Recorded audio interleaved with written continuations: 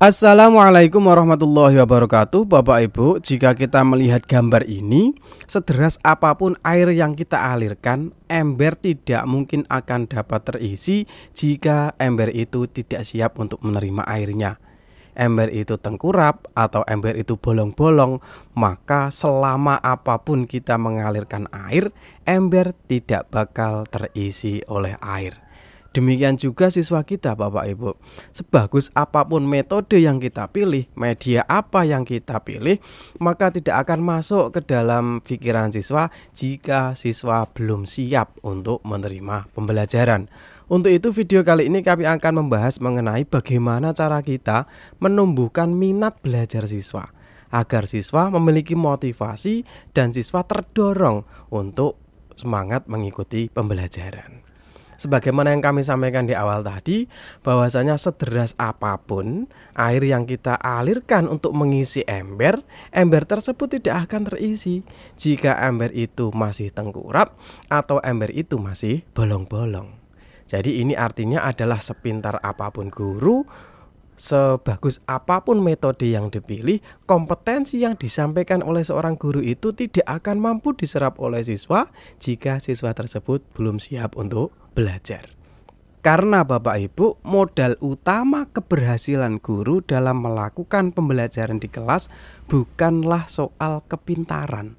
Kepintaran itu bukan yang nomor satu, bukan yang utama.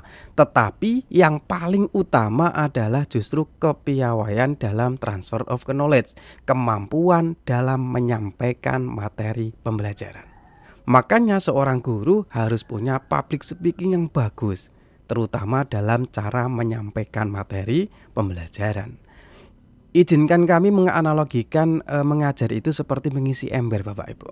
Ketika seorang guru mengajar siswa, kita dapat melihat siswa sebagai ember yang ingin diisi dengan pengetahuan dan pemahaman. Namun, ada beberapa faktor yang perlu dipertimbangkan agar siswa itu nanti dapat menerima, dapat menangkap pembelajaran dengan baik. Ada 3 analogi Bapak Ibu. Yang pertama adalah soal kesiapan mental dan emosional. Seperti hanya ember yang harus berada dalam posisi tegak untuk bisa diisi air, siswa juga perlu memiliki kesiapan mental dan emosional. Mereka harus dalam keadaan yang tenang, termotivasi, dan terbuka untuk belajar.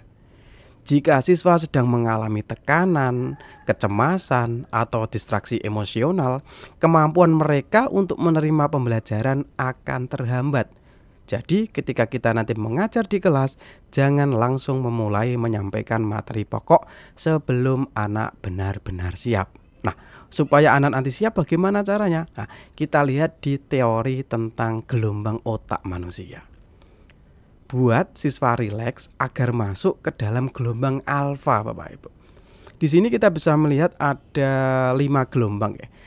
Ada gamma, ada beta, ada alfa, ada theta, dan ada delta. Yang pertama adalah gelombang gamma, Bapak itu, yaitu gelombang otak yang butuh konsentrasi sangat tinggi.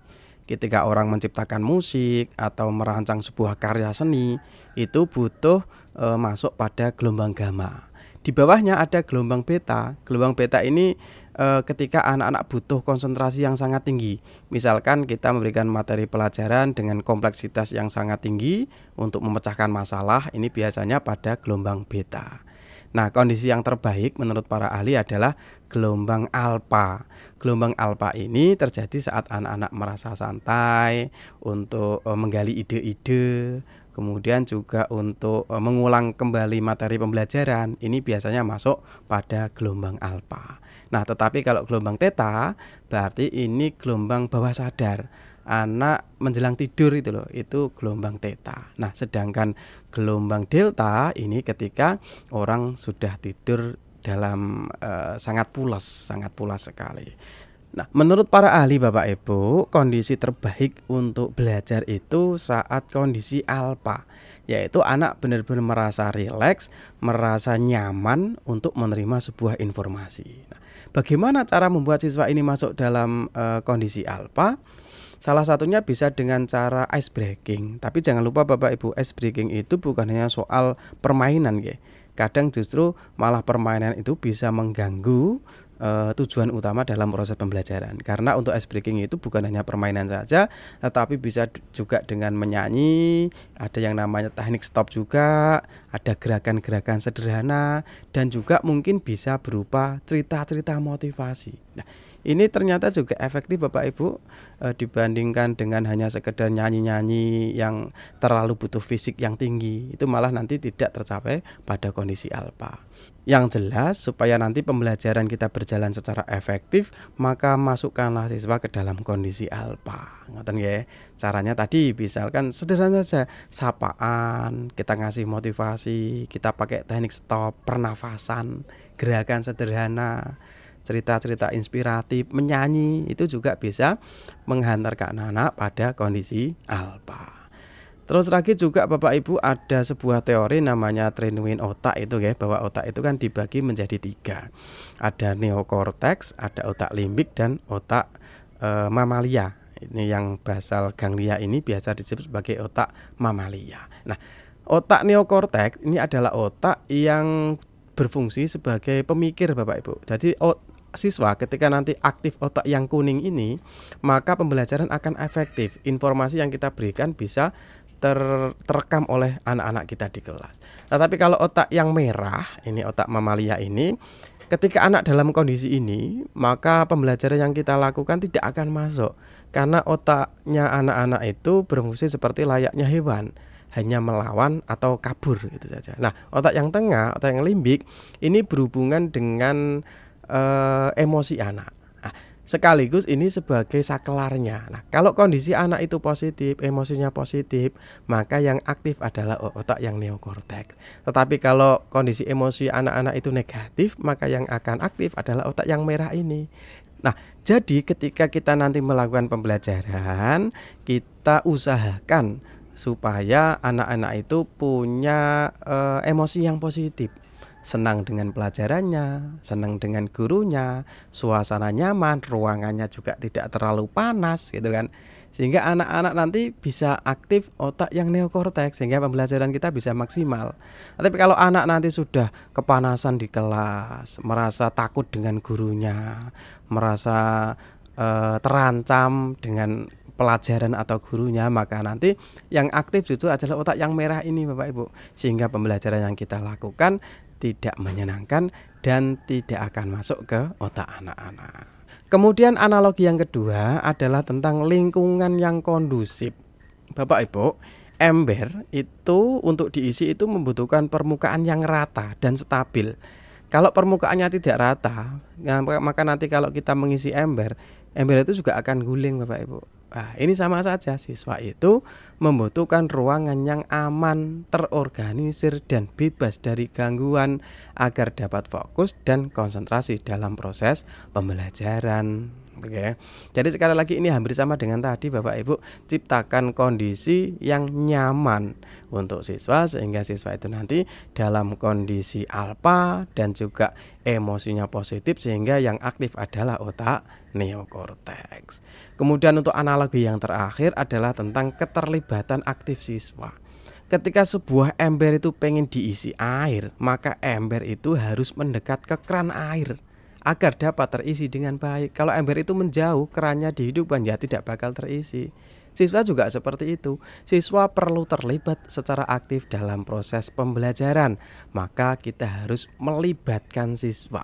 Buatlah metode pembelajaran, pendekatan pembelajaran yang student center, sehingga siswa nanti benar-benar terlibatkan dalam proses pembelajaran, bukan gurunya saja yang aktif, tetapi justru adalah kita nanti hanya sebagai fasilitator, hanya sebagai pembimbing. Biarkan siswa-siswa itu nanti yang terlibat secara mendalam dalam proses pembelajaran. Nanti kita bisa milih metode pembelajaran yang berpusat pada siswa ya, bukan ceramah yang hanya menyuapi siswa dengan beragam informasi. Nah, untuk Bapak Ibu yang pengen lebih dalam mengenai bagaimana cara menaklukkan hati siswa, nanti Bapak Ibu bisa melihat beberapa video yang sudah kami upload. Yang pertama ada kunci menaklukkan hati siswa. Ini bagaimana cara kita menjalin hubungan positif dengan siswa sehingga kita nanti bisa menjadi guru yang dirindukan dan diidolakan. Kemudian untuk video kedua Bapak Ibu, ini jalur langit Bapak Ibu, jalur batin, yaitu bagaimana usaha kita sebagai guru menjalin kedekatan dengan siswa-siswa kita dari hati ke hati, ya. Kalau ini nanti adalah biasanya pakai teknik di pesantren Bapak Ibu yang nomor 2 ini.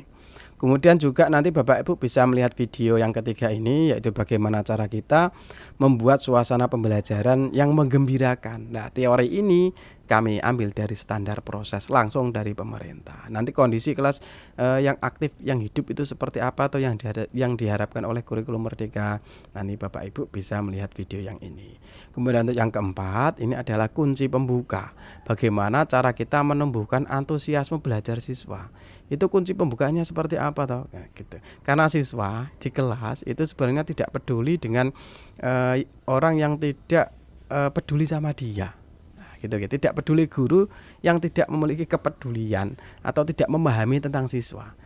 Tetapi siswa itu akan memberikan respon yang positif ketika guru itu mampu memahami siswa-siswanya. Lah, kuncinya nanti kami jelaskan di video yang ini. Ngeten nggih Bapak Ibu, semoga ada manfaatnya Bapak Ibu. Nanti selanjutnya kapan-kapan kita akan membahas mengenai metode pembelajaran.